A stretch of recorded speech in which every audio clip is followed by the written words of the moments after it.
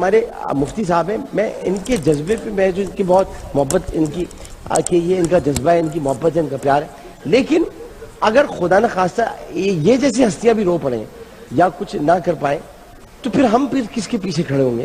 یہ تو ہمیں صبر دینے والے، درس دینے والے، لیکن آج یہ بھی تڑپ اٹھے ہیں۔ رونا اور ہنسنا، یہ تو خیر یہ دونوں باتیں ایسی ہیں جو انسان کے اپنے قبضے میں نہیں ہوتی۔ یا بات ہی رلاتی ہے اور بات ہی ہنساتی بات ہی ہے۔ ایسا اب یہ بات ہی ایسی ہے کہ رو کہ پڑے۔ ہر بندے کو رونا آتا ہے، اور رسول اللہ صلی اللہ علیہ وسلم کا فرمان ہے کہ انصر اخاک ظالما او مظلوما، کہ اپنے مسلمان بھائی کی مدد کرو چاہے وہ ظالم ہو چاہے مظلوم ہو۔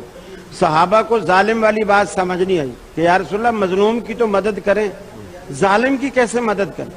آپ نے فرمایا ظالم کا ہاتھ روکو، تو یہ اس کی مدد ہے۔